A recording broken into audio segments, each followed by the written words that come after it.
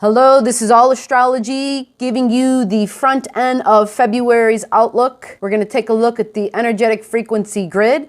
We're going to be talking about Mars, and we're going to talk about Mercury. We're going to talk about the Sun. We're going to talk about Venus and the Moon. We're going to talk about all these lovely little, very personal planets and what they're doing at the butt end of January and going into the front end of February. And we'll even talk about the full moon for February. Right here, right now. First off, we do have a full moon coming up in February. The full moon is going to be in Leo at 20 degrees. So find out if you have any planets or significant points at 20 degrees Leo. Remember, the full moons typically represent that bright light of that full moon brings information. And the moon is a closure, it's an ending, it's a completion. So normally we get information that somehow helps us to finish something, to complete something, or if nothing else, emotionally, to put a closure on a past event, right? It's the moon rules emotions. The moon also signifies mother, family. Things from our past, could be past lives, could be things from childhood. Find out where that 20 degrees Leo is in your chart and understand better what area of your life it's in, which tells you like literally what bucket, okay? Is it in the house of my resources and money? Is it in my relationships? Is it in my work? Is it literally in my home? Find out if it's, just find out where it's at. So you better can like watch and understand whether it's what you're thinking or hearing or how you're communicating what you're thinking, how we are relating with individuals and other people that come into our life, what they say, what information they bring us. You know, we're all on the internet, so whether it's something we see on Facebook or through texting or some other social site, information that comes through. Now, if it's in Leo, Leo is all about having a good time. Leo is about fun. Leo is about, I want to laugh, I need to laugh, and this is how I express myself. I think about Leo, and we have a couple of cats around here. You guys have seen them a few times, and the two cats are very different. One can play with anything. Will play with her tail. I've caught her many times literally playing with the wall. Like there's a divider sense type of thing. It's like a corner, and she will literally hide around it and chase herself and be on the floor and have her feet up against the wall, and she'll have a whole buttload of fun with that wall. And that is one way that she expresses herself, that she has a good time. The other cat, on the other hand, hell no. That cat will not, you will not see her playing with the wall. She's one of the cats where she likes to be with the humans, she likes to be on the lap, she likes to have you running the laser around town so that she can chase it. That is her way of having a good time. She loves. You know, you pretend fake play mouse and you throw it and she goes wild for it. The other cat, they're just very different in how they have a good time. So this is Leo. Leo's how we have a good time. Leo's also our physical, how we exercise, how we go out and have fun with our body, athletically, right? So when we look at Leo, it rules sports of all sorts. January 28th, that'll be Tuesday. I am loving the beginning, that butt end of January and the beginning of February, because we have some really good setups for illuminating information coming with this full moon. Right now, we're looking at Mars. Mars is at 16 degrees in Sagittarius. I already put out videos how Mars is squaring the transiting Venus. On the 26th, it was exactly right on top of Neptune at 17 degrees. So again, we're still in that Venus-Neptune, like I want to do things that make me feel good. I want to, you know, maybe whatever that is for you, however it is, you have to find time to get away and what you do in that way, whether it's the bubble bath or whether it's you indulge in movies or I need my chocolate thing, you know. That's what Venus is doing. But at this, we have Juno, which is typically known as your romantic other, your partner, the partner that you can really romantically understand and get along with. Some people say it signifies our partner for life. But whenever I do a chart, I always have Juno in there because I want to see, I want to learn for myself. I want Juno to prove itself to me, basically.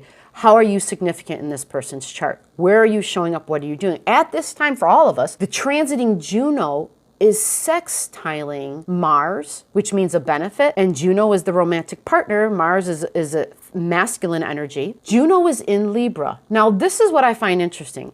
Juno, for the year of 2020, will spend most of 2020 in the sign of Libra. Libra is our significant one-on-one relationships, marriages, business partnerships, people that we're very close with, Juno will be there. It'll be going direct, then it'll be retrograding, going direct, retrograding.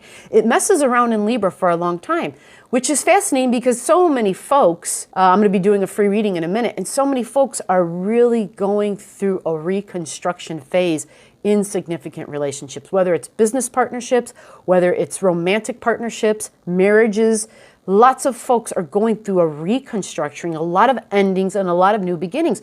And it's no coincidence, like as I'm observing, Juno is there and has been there. Juno got into Libra probably about 6 months ago. I'd have to look it up, so don't quote me on that. I have the ephemeris, but I'm not going to open up right now for that. Being in Libra means it's really a focus is on relationships. Libra is also about things being fair, right? Things being equitable. This is important. This is law. When we look at Libra and we look at Juno in Libra and how it's sextiling Mars, it's a benefit. It helps things. It adds ease in some way. You know, when I talked about the Mars-Venus square, Juno's not a strong enough factor to help that square just yet. It's more at the very butt end of January, going into February, where we see Mars moves along because it moves faster than Juno. So the Mars moves along and gets closer to the 21-degree mark. It's only at 16 right now. So as Mars moves along and gets closer to Juno, it helps significant partnerships. It helps committed relationships. It adds ease. We find where we have, you know, it's not this oil and water thing. It's you're water and I'm water, you're fire and I'm fire, right? We just understand each other. It adds more of an ease to things. That's something to look forward to that will be increasing. There will be, you know, more of an ease coming along by ways of significant one-on-one relationships. So on January 28th, starting tomorrow, we've got Juno at 21. We've got Mars almost at 17. Now, Mars is in Sagittarius at 17 degrees. We also at this time, which is what I'm excited about, we have Mercury in Aquarius at 19 degrees. So as Mercury, it moves faster than Mars, by the way. So as Mercury, like within the next 2 days before this month is over, Mercury and Mars will literally be sextiling. So what this means is now let me speed up here. We're on the 28th. Let me move up to, actually, we are looking at Mercury at 21 degrees. We are looking at Juno at 21 degrees. They're both in air, so this is a perfect trine. Wonderful communications. People are thinking. People are articulate about what they're thinking. People can easily express. Libra is air as well, right? We've got 2 air signs. Mercury is pretty confident and secure in what it's thinking and how it's communicating because it is in Aquarius. It could be shocking at times. Keep that in mind. Maybe not so much by what is being said, could be, but it could also be in the way that it's being said, the way that it is expressing, because Aquarius is ruled by Uranus, and Uranus is erratic. It is not predictive. It likes to be different. It likes to be original. It's the inventor. So when Mercury is in Uranus, we get, actually Mercury in Aquarius, Mercury in Uranus, is the sign of genius. When you see it in a placement of a natal chart, it's the sign of someone who's extremely intellectual, extremely smart. They're like off the charts because Mercury moves very fast. It gets along with the Uranian energy. It's all about thinking. But the Aquarian is the next octave up of Mercury energy. So it's like I'm not just a student and I'm not just a teacher, but I can be the teacher of teachers. I can be the Einstein. I can be the inventor. I can be the Edison. So we have Juno and Mercury relating and talking. And so there might be big aha moments of, I didn't know that about you, right? Because this is all about my friendships and my significant one-on-one relationships. That's what Aquarius represents. It's the group. Significant one-on-one relationships is Libra, and that's where Juno is. So we've got these important, significant one-on-one relationships talking in big groups where it's super cohesive, it's super smooth, it's working, it's a trine. It adds ease. Now, that Mercury in Aquarius is sextiling Mars perfectly at 21 degrees on the 29th. So this day is beautiful because Mars in Jupiter, which is Mars in Sagittarius, is all about expansive thinking, all about I can see way up and beyond, right? That's the arrow that shoots up. But Mercury brings the details to Mars. Mercury says to Mars, hey, this is the stuff that you overlooked. This is what you forgot about, right? This These are the details of why it hasn't been working, what was missing. These are the missing pieces. These are the missing pieces of information. Here they are. And it's all of a sudden going to be, oh, I now have all the pieces to the puzzle, right? Missing pieces, we don't see the picture. We get all the pieces, we see the little picture, we see the big picture, we see more of the truth. At the same time, what you do in your life is to be looking for information, because this is the setup before the full moon, right? You're going to have information that's coming. Remember this information. The full moon is going to be on February 9th, February 10th, depending upon where you live, at 20 degrees. Now, this 20 degrees is significant because right now I'm talking about 21 degrees. Mercury is at 21 degrees right now. So when the moon gets to its fullest point on the 10th, 9th, 10th, depending upon where you live, that means the sun will be exactly opposing the moon. So the sun's going to be over here in Aquarius at 20 degrees, or the moon will be up here in Leo at 20 degrees. That's the moon. So what we have is the sun getting to the point where Mercury is right now, where Mercury was communicating with Libra, was communicating in those significant one-on-one relationships, where it was talking with Mars, sextiling with Mars at 21 degrees. The degrees are close enough where they matter. 20, 21, it's 1 degree away. They matter. So this full moon coming up signifies a time where we're definitely going to be able to wrap our minds around something more fully and say, I get it now. But it really has a lot to do with ourself, because it's a full moon in Leo. So it's some interaction, some way that we were existing and expressing who we were. This could have a lot to do with children. Recognize the sign of Leo is not just fun and having a good time and romance, right? Our romantic partnerships, because this 20-degree mark, this 20-degree moon spot, full moon, Juno in Libra at 20 degrees, is we have these spots that go around the chart, okay? And they're sextiling, 60 degrees apart. And what this does is this adds ease and it fills in the blanks. So these are things happening with myself in significant relationships, in my group partnerships. It's a trine, it's a sextile, it's communication, it's thinking, it's expressing. What it's doing is it is setting up this prime time for everybody to come and sit down at the table and to be able to talk in the group, in the one-on-one, but to be comfortable, to say, this is what I'm thinking, and be able to actually talk about it intelligently. Right? If you had a hard time talking and communicating, this would be a time when people are willing to listen. No one's going to be snickering and saying, hey, you're crazy. I don't like that idea. No, it's the exact opposite. This is a time where people are saying, I value what you have to say. I really would appreciate to hear your thoughts on this. I need to hear your thoughts on this.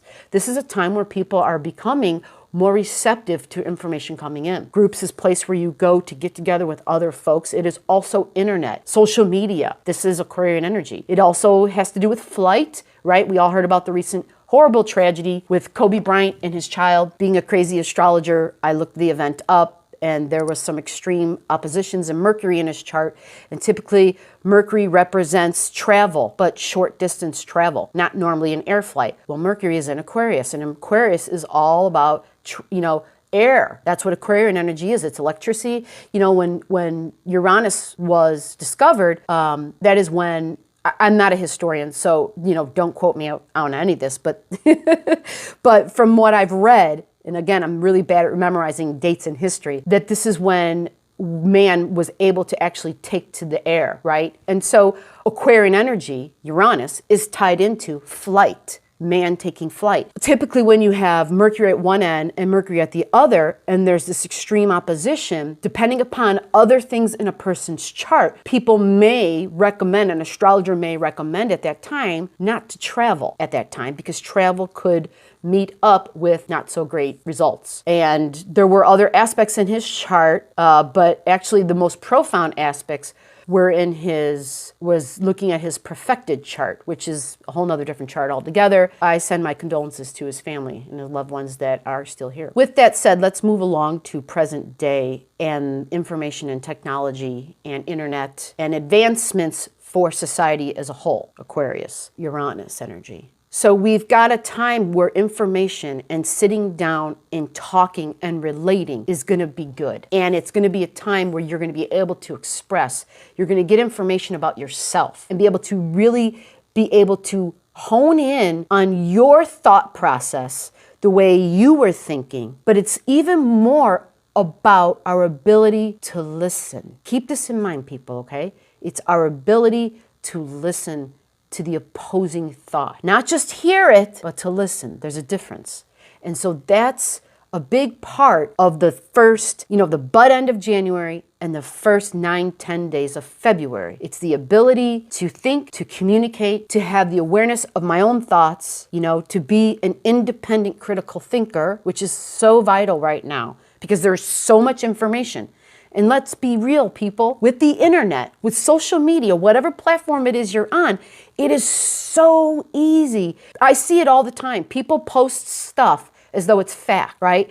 So it's not a deliberate set, not necessarily always someone trying to deliberately mislead folks, but then there are folks who take it and who just run with it like it's truth. And this is, I am not trying to get into the political stage, but recognize this happens on both sides. People grab something without digging, without further educating themselves to find out if it's true. How often have you been online and you saw something somebody posted and they were posting it as though it was fresh information? And then somebody else you'll read went ahead and read, dug, and saw this shit's 2 or 3 years old, but they're posting it as though it's current and relevant right now today, and it's not. So a lot of times that becomes misinformation. So there is abuse of people not digging. There is a reliance, knowing humans in general, a good portion of people aren't going to do the digging, aren't going to go ahead and, first of all, they don't have time, they don't have the energy, right? People have got children, they've got school, they've got work, they've got,